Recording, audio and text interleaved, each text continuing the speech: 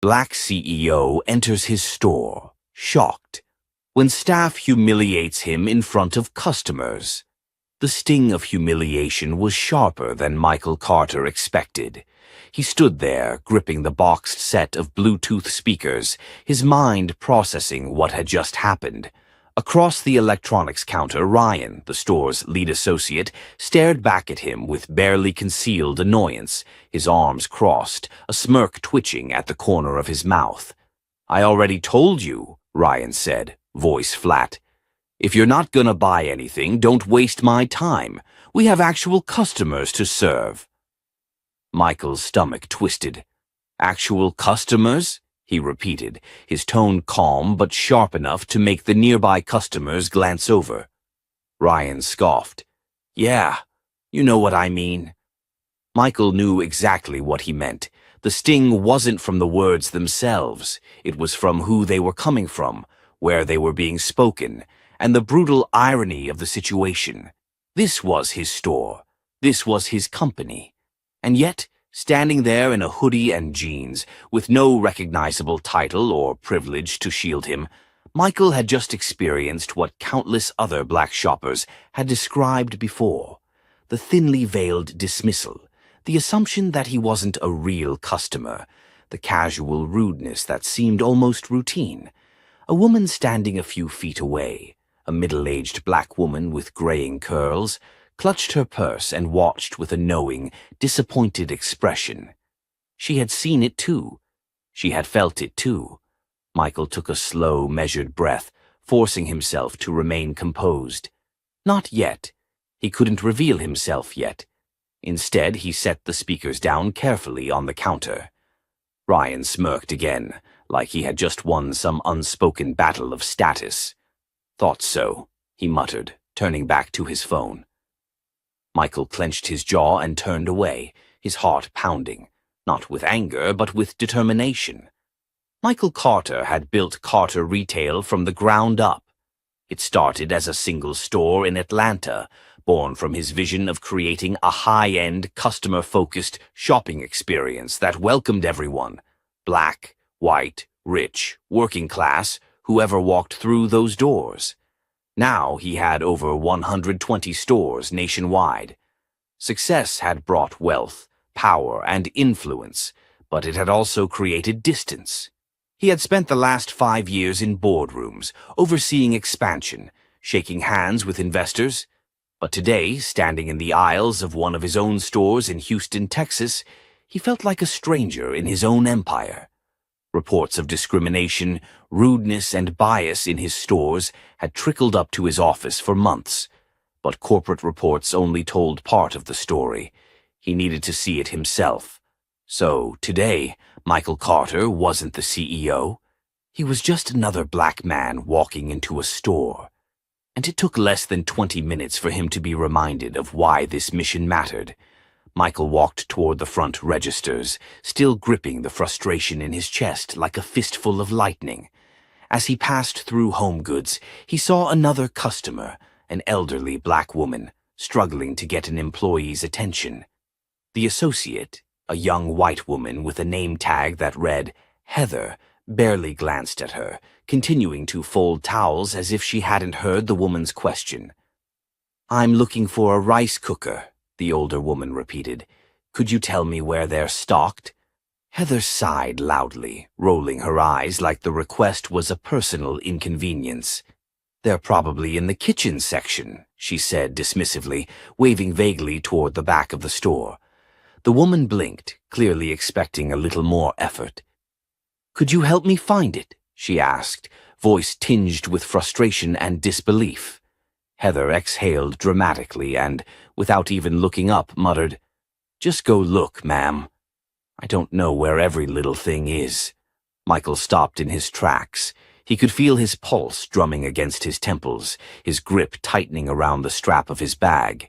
He glanced over at the front registers, where a white couple stood, chatting easily with a smiling employee who was helping them check out with extra care and enthusiasm. The contrast was undeniable. Michael turned back to the older woman who was now gripping the handle of her shopping cart, lips pressed together, swallowing whatever anger she wanted to express. "I'll help you find it," he said, his voice controlled but firm.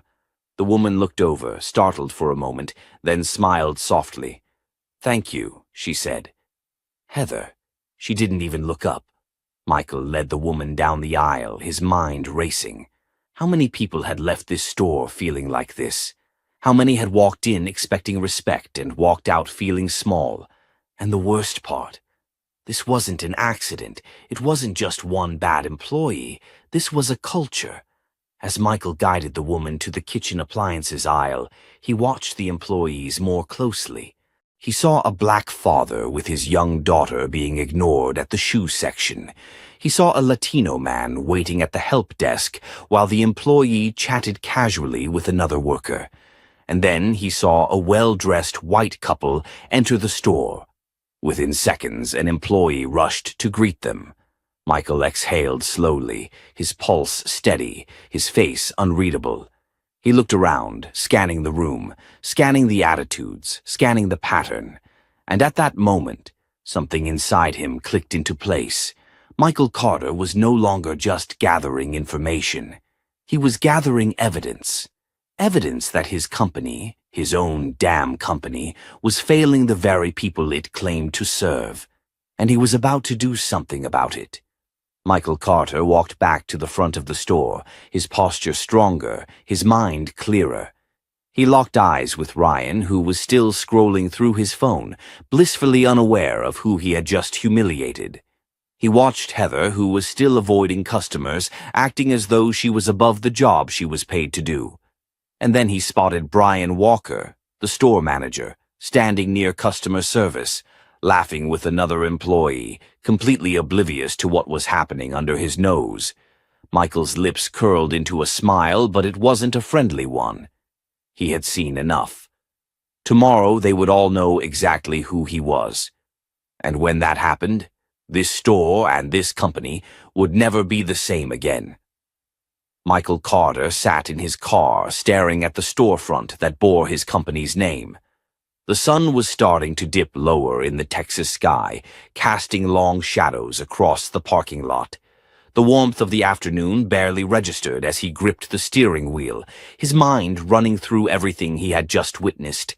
It wasn't just about the way Ryan dismissed him. It wasn't just about Heather ignoring a paying customer. It wasn't even about the subtle, routine disregard for certain people while others received immediate service. It was about the bigger picture, and now that he had seen it with his own eyes, there was no going back. His gut burned with a mix of anger and clarity. If this was happening here, in one of his longest-running stores, how many other locations had fallen into this pattern? Michael had spent years building his company on respect, inclusivity, and service. He had trusted his managers to maintain that vision, and they had failed him. He had a choice to make. He could storm back inside right now, throw his weight around and start firing people on the spot. Or he could be patient. He could set the trap. He could let them dig their own graves first. Michael exhaled, his fingers tapping rhythmically against the leather steering wheel. He had built his empire with strategy, not emotion, and he wasn't about to let anger cloud his judgment now. Tomorrow they would all know exactly who he was. But tonight he was going to make some calls. Inside the store, Brian Walker, the store manager, leaned against the customer service counter, laughing at something on his phone. "You should have seen the look on his face," Ryan said, grinning as he recounted his interaction with Michael to another employee. "Dude thought he was about to get some VIP treatment or something. Like, bro, you can read the damn box." Brian chuckled, shaking his head. "Man, some people just expect too much." Ryan scoffed. "I bet he wasn't even gonna buy anything. He looked like he just came in to browse." Brian didn't respond, just smirked and went back to scrolling through his phone. They had no idea that their careers were about to change forever. Michael's first call was to David Cole, his chief operating officer, and one of the only people he trusted to give him the unfiltered truth. David picked up on the second ring. Mike? Everything okay? Michael's jaw tightened. Number, it's not. There was a pause, then a sigh. Let me guess. The store? Michael leaned back in his seat, staring out at the parking lot. It's worse than I thought, Dave. Way worse. David didn't sound surprised. We've had complaints from that location before. Customer service issues, racial bias concerns. And what did we do about it? Michael interrupted. David hesitated. We issued warnings, sent corporate reps down a few times, did some sensitivity training. The usual. Michael clenched his teeth. And clearly none of it worked. David sighed. It's hard to change people who don't think they need changing. Michael nodded slowly, his mind already formulating a plan. Here's what I need, he said, his voice controlled but firm. Tomorrow morning I want you to put a freeze on all hiring and promotions at this store. No raises, no transfers. Nothing. David was silent for a moment. You're planning something, aren't you? Michael's smile was cold and calculated. I'm about to clean house. The next morning, Michael did not walk into the store as an undercover customer. He walked in as the CEO, dressed in a sharp navy blue suit, polished leather shoes, and the undeniable aura of authority. He stepped through the automatic doors at exactly 9 a.m., just as the store opened. Every employee froze. They knew his face now. They had Googled him overnight, their smug confidence from the day before shattering into panic as they realized who they had dismissed, ignored, and outright disrespected. Ryan, still rubbing the sleep from his eyes, did a double take, nearly knocking over a display of phone chargers. Heather, the woman who had ignored the older customer, suddenly looked very interested in tidying up a nearby shelf. Michael walked with measured, deliberate steps toward the front, his gaze scanning the room like a hawk. His presence was a force, not loud, not aggressive, but undeniably powerful. At the customer service counter, Brian Walker's face turned an ugly shade of pale. Mr. Carter, Brian stammered, forcing a weak smile. If we had known you were coming. Michael tilted his head, cutting him off with just a look. That's the point, Brian, he said coolly. You weren't supposed to know. A deep silence settled over the room. Employees stopped pretending to work and just stood there, eyes darting between Michael and Brian, waiting for what would happen next. Michael let the silence stretch just long enough for the weight of his presence to settle into every single employee's bones. Then he spoke. Yesterday, he began, his voice carrying just enough authority to make the room feel smaller. I walked into this store as a customer. Ryan swallowed hard. I was ignored, dismissed, and treated like an inconvenience by the very people who are supposed to represent this company. Heather's hands tightened around the stack of neatly folded towels she was holding. I watched as some customers received warm, welcoming service, while others were treated like they didn't belong. Michael's gaze flicked toward Heather. She looked down immediately. And the worst part, he continued, his tone darkening, not one of you recognized a problem, because to you this is just how things work. A heavy silence drowned the store. Then Michael turned to Brian, locking eyes with him. You've been managing this store for what? 4 years now? Brian nodded, his throat bobbing. And in those 4 years, Michael continued, you allowed this culture to rot from the inside out. Brian's mouth opened to protest, but Michael wasn't finished. You didn't train your staff to be better. You didn't correct these behaviors when they started. You let them grow. You let them thrive. Michael let the words hang, making sure they landed. Then, in a voice calm as steel, he said, You're fired. Brian's breath hitched. His eyes widened in shock and horror. Wait, what? You heard me, Michael said, unwavering. Clean out your desk. Brian looked around desperately, as if hoping someone would speak up for him. No one did. Michael turned to Ryan next. "You humiliated a paying customer yesterday. Do you remember that?" Ryan looked like he wanted the ground to swallow him whole. "Sir, I didn't realize—" "You're fired," Michael cut in. "Effective immediately." Ryan staggered back, his face crumbling. Michael turned to the rest of the staff, his presence filling every inch of that store. "This is just the beginning," he said, his voice strong, unshaken. "This company will not tolerate discrimination. Not here, not anywhere." Then he gestured toward the door. "Anyone else who has a problem with that," he said, his tone final, "is free to leave now." And just like that, the store erupted into motion. Michael Carter had come for justice, and he had delivered. Michael Carter stood at the center of the store, his presence commanding.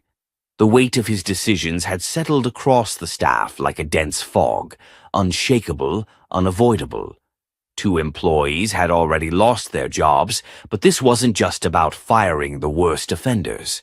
This was about rooting out the problem at its core. Silence stretched through the aisles.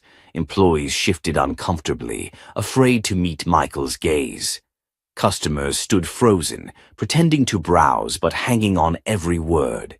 Brian Walker, the former store manager, was still standing near the register, his face locked in stunned disbelief. His mouth opened and closed, his mind desperately trying to come up with an excuse, some last-ditch effort to save himself. But it was too late. Michael turned toward David Cole, his chief operating officer, who had arrived minutes earlier. David stood near the entrance, arms crossed, watching it all unfold. He had seen Michael take apart entire boardrooms, but never like this. This wasn't corporate warfare. This was personal. "You've got the paperwork?" Michael asked, keeping his voice measured. David nodded and handed over a thick file. Michael turned back to the remaining employees. "I want every single one of you to listen carefully. What happened here yesterday, what I personally experienced, was not an accident. It was not an oversight. It was a pattern." He let those words sink in before continuing. "I am not firing people because of one mistake. I am firing people because of a culture that I refuse to tolerate in my company." A woman near the registers, Vanessa, the assistant manager, tensed visibly. Michael didn't miss it. "You have something to say?" he asked, his eyes locking onto her. Vanessa hesitated. "Mr. Carter, I had no idea any of this was happening. If I had known—" Michael held up a hand, stopping her mid-sentence. "You had no idea?" he repeated, voice calm but unrelenting. Vanessa swallowed hard. "No, sir, I would have stopped it if I did." Michael nodded slowly, then turned to David. "Pull the internal reports for the last 6 months." David flipped through the file and pulled out a stack of printed complaints. "Let's see," Michael continued. 14 customer complaints about racial bias, 7 reports about employees ignoring customers based on their appearance, multiple incidents of staff providing different levels of service depending on who was asking for help. He looked back at Vanessa. "And you had no idea?" Her face flushed red. Michael took a slow step forward, lowering his voice just enough to make the tension unbearable. "You weren't unaware," he said. "You were uninterested." Vanessa's hands clenched into fists. She wanted to fight back, wanted to defend herself, but she knew she couldn't. Because Michael wasn't just guessing. He knew. "Your job," Michael continued, "was to protect this store, its employees, and its customers. Instead, you let discrimination thrive under your watch." Vanessa's lips trembled. I can do better," she whispered. Michael studied her for a long moment, then simply said, "You're fired." A sharp gasp echoed from the staff. Vanessa's knees nearly buckled. "Please, sir, I need this job." Michael's face was unreadable. "Then you should have done it right the first time." She knew there was no point in arguing. Slowly she turned, her eyes filled with shock and humiliation, and walked toward the back office to collect her things. Michael turned to the remaining employees. "Let me be clear," he said. "I didn't come here to fire everyone. I came here to fix what is broken. But the only way that happens is if the right people stay and the wrong people leave." He scanned the faces in the room. Some were fearful, some were angry. But a few, just a few, looked relieved. Michael zeroed in on them. "You," he said, pointing to a woman near the registers. "What's your name?" She hesitated before answering. "Melissa, sir." Michael nodded. "Melissa, did you notice the way customers were treated differently in this store?" She nodded instantly. "Yes, I've seen it happen a lot." Michael took a step closer. "And why didn't you say anything?" Melissa hesitated, then said quietly, "Because I was afraid." Michael held her gaze. "Afraid of what?" She swallowed. "Of being fired, of being ignored, of making things worse." Michael nodded. "You're not the only one." He turned to the group again. "I don't expect you all to be perfect employees, but I do expect accountability. If you see something wrong, speak up.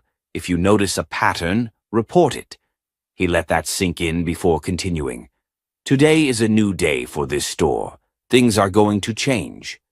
A few employees nodded hesitantly. Others remained silent. Michael wasn't finished yet. As the morning shift ended, Michael called for a meeting in the break room. Only about half the employees showed up. The others, they had already quit. Michael expected it, welcomed it even. If they weren't willing to be part of the solution, they had no place in his company. As the remaining staff settled in, Michael stepped forward. "This is what's going to happen," he said. "First, we are implementing immediate diversity and customer service training. It will be mandatory, and it will be led by corporate, not by managers who are part of the problem." A few nods. "Second, we are hiring a new store manager, someone who actually understands our values, someone who gives a damn about the people who walk through these doors." More nods. "Third, and most importantly, this is no longer a store where problems get ignored. If you see something, say something. I don't care who you are. If a customer gets treated unfairly, I want to hear about it." The room was silent. Michael let out a slow breath, then leaned forward slightly, his tone softening just a little. "This store is part of something bigger," he said. "It's part of my vision, my legacy, and I refuse to let it become a place that turns people away based on how they look." He looked around the room. "If you want to be part of the solution, if you want to help build something that actually matters, then I want you here." He straightened. "But if you're just here for a paycheck and don't care about the people who come through those doors, then this isn't the job for you." Another silence. Then, Melissa was the first to nod firmly, then another, and another. Michael saw it happening, the shift. This store was going to be different, because now they understood that the man at the top was watching, and he wasn't going anywhere. Michael Carter sat in the dimly lit office at the back of the store, the walls lined with old employee records, inventory reports, and a filing cabinet that hadn't been opened in years. The air was thick with the weight of what had just happened. The store manager was gone, along with several employees who had quit on the spot rather than be held accountable. What remained was a shaken but determined staff, still trying to process the rapid transformation happening before their eyes. Michael's phone buzzed against the wooden desk. He glanced at the screen. David Cole, his COO. He answered with a quiet exhale. "Tell me you have something." David's voice was clipped, tense. "You need to see this." A pause. "What am I looking at?" Michael asked. David hesitated before replying. "A pattern. This isn't just a one-time thing, Michael. I pulled the reports from other locations. Customer complaints, staffing issues, managers turning a blind eye. This store, it's not the only one. Michael's jaw tightened. He had expected some issues. No company was perfect. But this was systemic, David continued. Some of the numbers don't make sense. In stores with predominantly Black and Latino customers, the sales conversion rates are lower despite foot traffic being the same. Employees in those locations, especially managers, have higher turnover. And then there's the customer service scores. Stores with more diverse leadership, they perform better. The ones with issues, they're all run by the same kind of people like Brian Walker. Michael's grip on his phone tightened. This isn't just about this store, he murmured. It's about the entire company. David sighed. It looks that way. Michael leaned back, mind racing. The problem wasn't just a few bad employees. It was deeper than that. The very culture he had worked so hard to build was being twisted by managers who didn't share his values. And it was happening under his nose. The next morning, Michael arrived at the store earlier than usual. He wasn't there to make speeches. He wasn't there to fire more people. He was there to listen. He started with Melissa, the cashier who had spoken up the day before. She had been afraid to report problems, afraid of losing her job. That fear, it wasn't just hers. It belonged to dozens of employees across multiple stores. In the stockroom, he found Luis, a long-time employee who had been with the company since the beginning. Luis was one of the few workers who had never complained, but Michael could see the tension in his shoulders as he unloaded a shipment of electronics. Michael approached, keeping his tone even. "Luis, got a second?" Luis hesitated, then nodded. "Of course, Mr. Carter." Michael leaned against a stack of boxes. "Tell me something. You've been here a long time. You've seen things change. What happened?" Luis glanced toward the doorway, checking to see if anyone was listening. When he spoke, his voice was low but firm. "It started when Brian took over," Luis admitted. "Before that, this store was different. We had managers who actually cared, who listened. But then, things changed. Good employees got pushed out. Others, like me, we just kept our heads down." Michael folded his arms. "Because speaking up meant losing your job." Luis nodded once, sharply. Michael sighed. "And what about the customers?" Luis hesitated, then said, "You already saw what happens. Some people get treated like they belong. Others get treated like they don't matter." Michael looked away, jaw tightening. This wasn't neglect. This was deliberate. He met Luis's gaze again. "If I replace the leadership, if I fix the culture, will you stay?" Luis didn't hesitate. "If you mean it, then yes." Michael meant it. At the next store meeting, Michael stood before his employees, not just as their CEO, but as a leader who was ready to rebuild. He laid out the facts. Training would change. Promotions would be earned, not given to friends of management. Every complaint filed by an employee or customer would be reviewed personally by corporate. And any manager who ignored discrimination, they'd be gone in an instant. "I'm not here to run this store," Michael said, looking at the employees one by one. "I'm here to make sure the right people do." For the first time in years, the employees believed him. But as Michael walked back to his car, his mind wasn't just on this store. It was on every store. Because if this was happening here, then there was no telling how deep the problem went, and he was about to find out. Michael Carter sat in his car, staring at the rows of stores stretching out in front of him.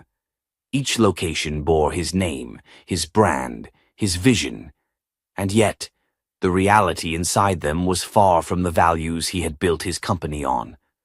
The numbers David had sent him weren't just numbers. They were evidence. Stores with predominantly Black and Latino customers had higher rates of complaints. Employees of color in managerial roles were quitting faster than anywhere else.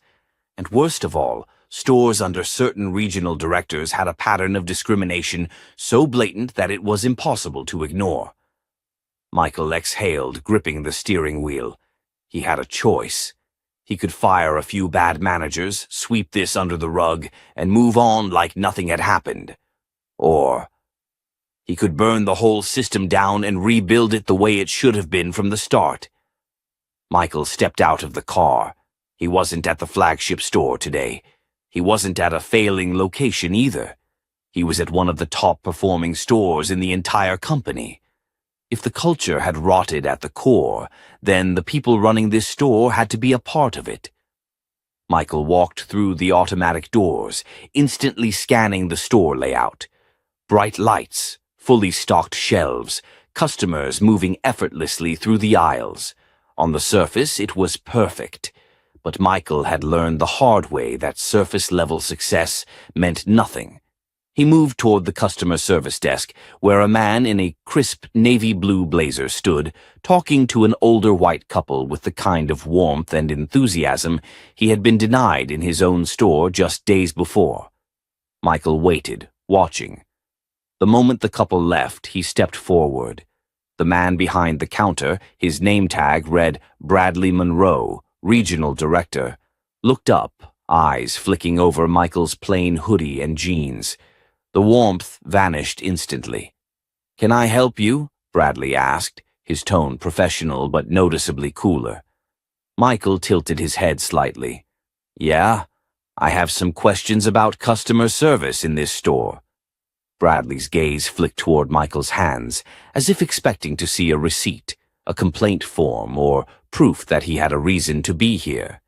"We take customer satisfaction very seriously," Bradley said, forcing a smile.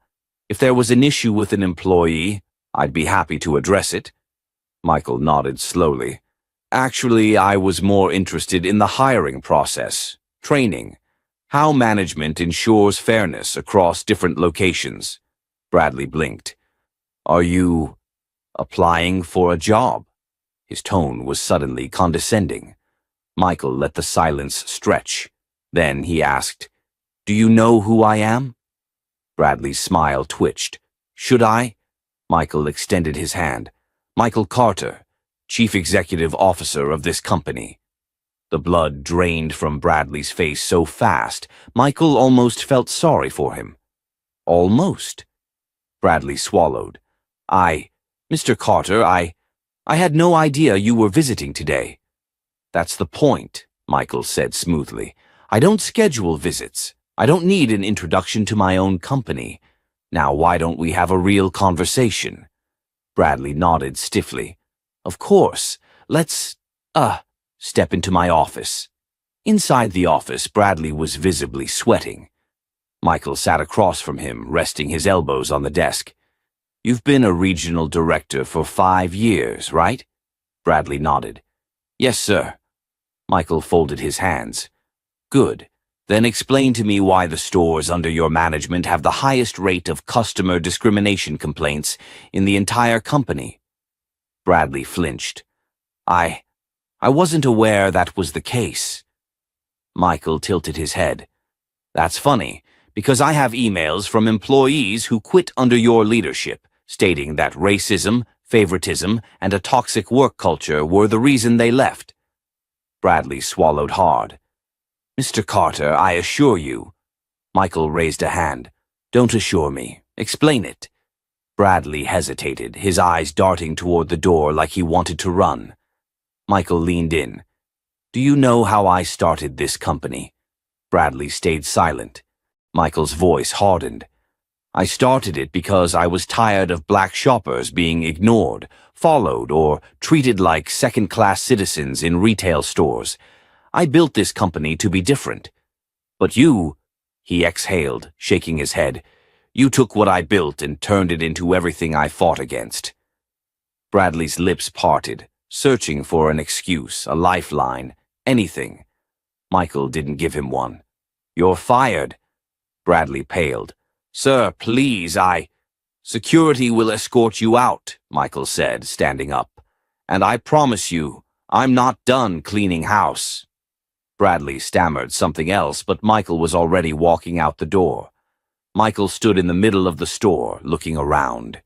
Employees had started whispering, the tension thick enough to choke the air. Michael let them watch. Then he spoke, his voice clear, steady, loud enough for everyone to hear. "If you're here to do your job with respect, integrity, and fairness, then you have nothing to worry about," he said. "But if you think you can get away with treating people differently based on the color of their skin, the way they dress, or where you think they belong, then you're next." Silence. No one moved. Then slowly an employee near the front, a young black woman maybe in her 20s, smiled. Then another. Then another. And just like that, Michael knew he had done the right thing. That night, as Michael drove home, his phone buzzed. David's voice came through the speaker. "So, how did it go?" Michael stared at the darkened road ahead. "I fired Monroe," he said, "but that's not enough." David exhaled. "You thinking of a full audit?" Michael's grip on the wheel tightened. "No." A pause. "I'm thinking of rewriting the whole damn rule book." Michael Carter sat in his office, staring at the mountain of reports scattered across his desk, complaints, exit interviews, whistleblower accounts. The evidence was overwhelming. The toxicity in his company's culture wasn't a one-off incident. It wasn't a few bad apples. It was systemic, and it had been thriving under his nose. His company, the one he had built from nothing, the one he had prided himself on for its commitment to fairness and inclusivity, had turned into something unrecognizable, and it was his fault, for trusting the wrong people, for assuming that his vision alone would be enough to keep prejudice and discrimination from seeping in. Michael ran a hand over his face, exhaustion pressing against his temples. He had fired Bradley Monroe. He had made it clear that discrimination wouldn't be tolerated, but one man's removal wouldn't fix a broken system. It was time to dismantle it entirely. Michael called a meeting at the company's headquarters the next morning. Not a scheduled press conference, not a carefully worded corporate statement. A reckoning. As he walked into the sleek glass conference room, the room fell silent. Seated around the table were his top executives, regional directors, HR heads, every person responsible for shaping the culture of his company. David sat near the end, arms crossed, a knowing look in his eyes. He had been warning Michael about the cracks in the system for months. Michael hadn't listened. Until now. Michael dropped the thick stack of reports onto the table. "Read them." His voice was calm but sharp, cutting through the silence like a blade. Confused glances were exchanged. No one moved. Michael's eyes flicked toward Susan Thompson, the head of HR. "Start with page 1. Susan hesitated, flipping open the first document. Her face paled as she scanned the employee testimonies. "I was passed over for a promotion 3 times. Every time it went to someone with less experience but the right look. I was told not to waste my time applying for a management role because those positions never go to people like me. I was written up for taking a sick day. My white coworker took 3 in a row and was never reprimanded." The deeper she read, the more uncomfortable the room became. Michael let them sit in it. Let them feel the weight of the reality they had ignored. By the time she reached the last page, Susan's hands were shaking. She looked up at Michael. I didn't know it was this bad." Michael exhaled, tapping his fingers on the table. "That's the problem, Susan. None of you did." He turned to the room. "Let me make something very clear. This isn't up for debate. This isn't a PR problem. This is a cultural failure at the highest level, and I will not let it continue." One of the regional directors, an older white man named Paul, cleared his throat. "Michael, I understand your concerns, but don't you think this is a bit extreme?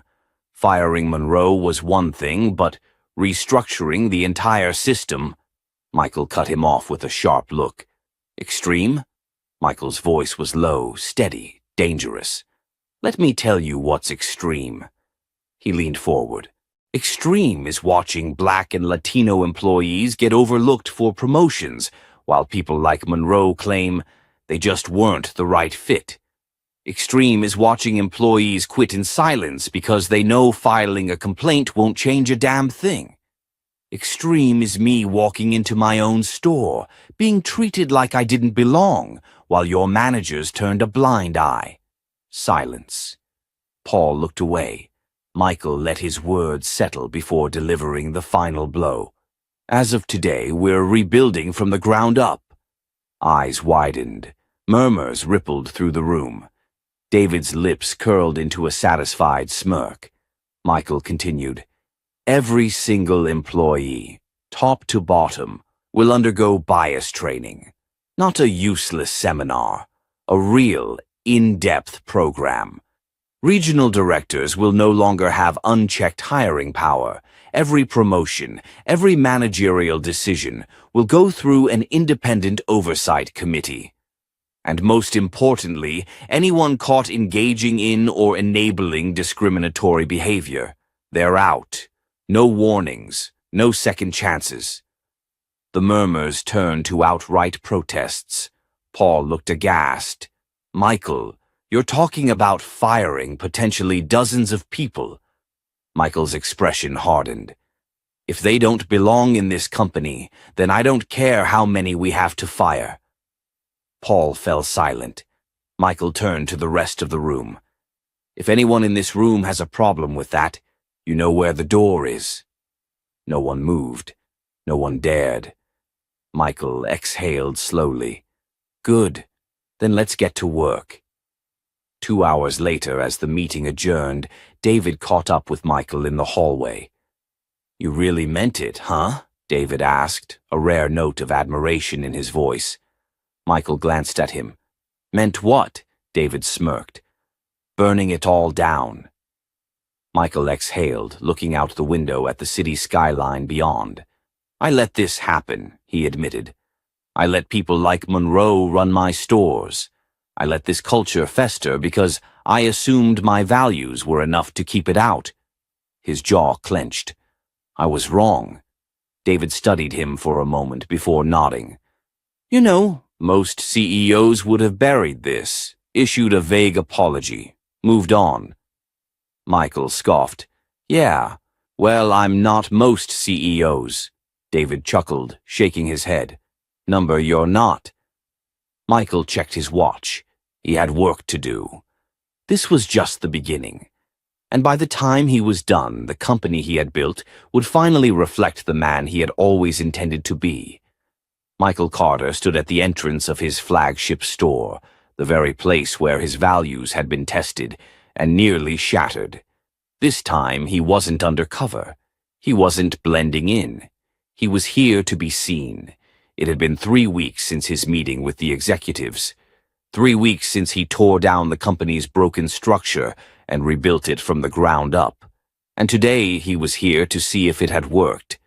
As he walked through the automatic doors, the usual rush of cool air conditioning and hushed conversations filled his ears. Customers were browsing, cashiers were ringing up sales, and employees were stationed across the floor. But something was different. The energy had shifted.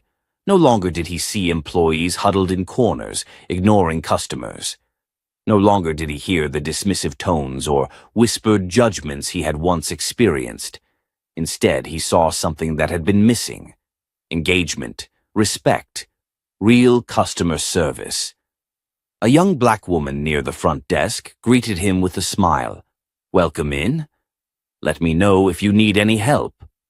Michael nodded. Good start. He strolled toward the electronics section, the scene of his humiliation weeks ago. The place where Bradley Monroe had dismissed him, where employees had judged him on sight. But today there was no arrogance, no condescension. Instead, a new face stood behind the counter, a young man in his early 20s with an eager expression. "Sir, can I help you with anything?" The employee's tone was professional, his posture attentive. Michael picked up a speaker, the same model he had tested Monroe with. "Can you tell me about these?" The employee immediately perked up. "Of course. These are one of our best-selling models. They're completely waterproof, have a 24-hour battery life, and sync easily with any smart device."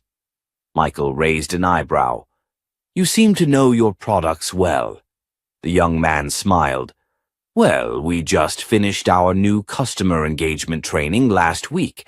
Part of our job is to make sure every shopper has the best experience possible." Michael couldn't help but smirk. It was working. He turned toward the clothing section where a middle-aged woman in a store uniform was assisting a customer. Her badge read, Denise. Denise. She was the same cashier who had treated him with dignity even before he revealed who he was. She had been one of the good ones. Michael watched as she patiently helped an elderly man pick out a jacket, making small talk as she guided him through the store. She had a way of making customers feel at ease, a skill more valuable than any corporate training. As she finished assisting the man Michael approached, she turned, her eyes widening slightly when she recognized him. "Mr. Carter," Michael chuckled. "You remember me?" Denise let out a small laugh. "It's not every day you ring up the CEO." Michael leaned against the counter. "I want to thank you. You were one of the only employees who treated me with respect before you knew who I was." Denise's smile faded, replaced with something more serious. "Mr. Carter, I've been here a long time. I've seen a lot. And the truth is, this store, it wasn't always fair. Some people got treated better than others. Some got ignored. And some, like me, just kept their heads down and tried to do the right thing." Michael nodded slowly. "I know. That's why I'm here." Denise studied him for a moment. "I noticed things changing. After what happened last month, it's like people woke up. The bad ones? They're gone. The ones who stayed? They're learning." Michael exhaled. Relief. His efforts weren't wasted. The corruption had been cut out, and now, for the first time, his stores were beginning to reflect the values he had built them on. Just as he was about to respond, he noticed a group of employees gathering near the front entrance. Whispers, side glances. Something was happening. Michael turned to see Bradley Monroe standing in the doorway. He had a folder in hand, his stance rigid, his eyes scanning the room like a man with something to prove. A lawsuit, Michael thought instantly. It had to be. Bradley's termination had been swift, public, brutal. He wouldn't let it go easily. Michael squared his shoulders, preparing for a confrontation. If Monroe thought he could intimidate him, he was about to be sorely mistaken. Bradley approached the counter, his lips curling into a sneer. "Well, well, if it isn't the CEO himself." Michael crossed his arms. "Bradley, I'm surprised you had the nerve to show up here." Bradley let out a bitter laugh. "Oh, I have every right to be here. You think you can just fire me and ruin my career?" He threw the folder onto the counter. Wrong. Michael glanced down at the papers. "Legal documents." Bradley smirked. "I'm suing you, wrongful termination, defamation, discrimination against me." Denise let out a low scoff. "Discrimination? Against you?" Bradley's face twisted in frustration. "I've worked in retail for 10 years. You fire me over one incident. You humiliate me, drag my name through the mud, and now what? I can't even get a job because of you."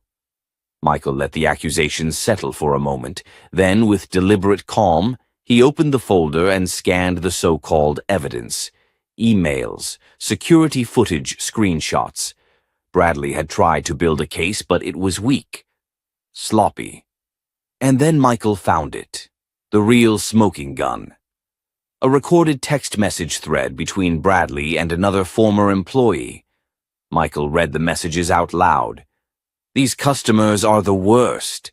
They expect service like they're royalty, especially the ones who come in looking like they don't belong. Tell me about it. Ever since Carter's little investigation, we have to pretend to care. Michael slammed the folder shut. Bradley froze. He hadn't expected Michael to have the upper hand. Michael met his gaze, his voice steady. Bradley, you're right about one thing. I did ruin your career, but you did that the moment you decided some customers didn't deserve basic human decency. Bradley swallowed hard. His bravado was crumbling. Michael took a slow step forward. File your lawsuit. I'll see you in court. But when you do, remember this. I have receipts. Bradley's mouth opened, then closed. He looked around, suddenly aware of the employees watching, whispering, waiting for him to lose. Without another word, he grabbed the folder and stormed out of the store. As the doors slid shut behind him, Michael turned back to Denise. She let out a low whistle. That was satisfying. Michael exhaled, a smirk tugging at his lips. Yeah, he admitted. It was. For the first time since this all began, Michael felt something he hadn't in weeks.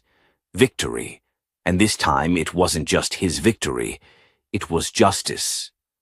Michael Carter sat in his office, staring out at the skyline of Chicago.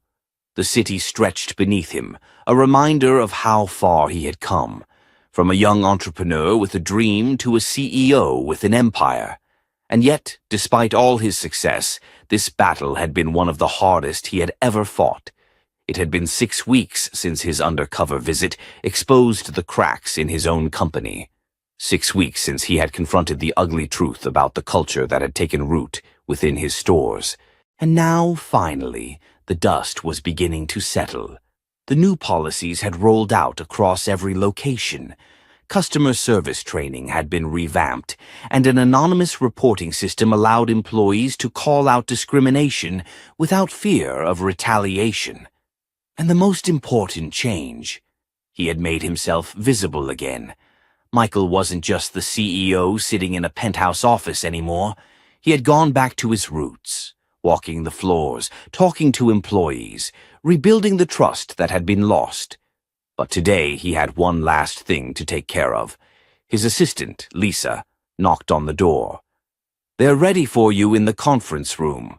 Michael stood, adjusting his blazer. "Let's end this." The corporate boardroom was silent when Michael entered. Sitting at the long table were his top executives, regional managers, and legal team. And across from them, Bradley Monroe and his lawyer. The lawsuit had gone nowhere. After Michael exposed Bradley's own text messages, no attorney wanted to take his case seriously. But Bradley, too stubborn to back down, had pushed forward anyway. Now here they were. Michael took his seat at the head of the table. "Bradley," he said, his tone even, "you wanted to talk. So talk." Bradley's lawyer cleared his throat. "Mr. Monroe is willing to drop his lawsuit in exchange for a settlement." Michael leaned back in his chair, amusement flickering in his eyes. "A settlement." Bradley sat forward, his jaw tight. "I lost everything because of you." Michael met his gaze without flinching. "Number, you lost everything because of yourself." A tense silence filled the room. Michael tapped his fingers on the table. "Bradley, let's be honest. You're not here because you think you were wrongfully fired. You're here because you're angry you got caught." Bradley's face flushed red. Michael continued. "You thought you could judge customers based on how they looked. You thought you could disrespect people without consequences. And when you finally had to answer for your actions, you played the victim." He leaned forward. "So, no, Bradley. You're not getting a settlement. You're getting exactly what you earned." The room was dead silent. Bradley's lawyer shifted uncomfortably. "Then we'll see you in court." Michael exhaled, almost bored. "If that's what you want, sure. But let me remind you, you have nothing." He gestured to the pile of evidence his legal team had compiled. Bradley's texts, complaints from employees, customer service reports, and security footage. This is what I'll be bringing to court, Michael said. So if you want to drag yourself through public humiliation just to lose, be my guest. Bradley's fingers curled into fists. He looked at his lawyer, then back at Michael. He knew he had no case. After a long, bitter pause, he muttered, "Fine.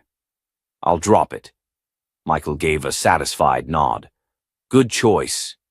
Bradley stormed out, slamming the door behind him. The executives at the table exhaled in relief. One of them, a senior manager, spoke. "Well, that's finally over." Michael turned to his team. "No, it's not." They frowned. "What do you mean?" Michael stood. "I don't want to just put out fires.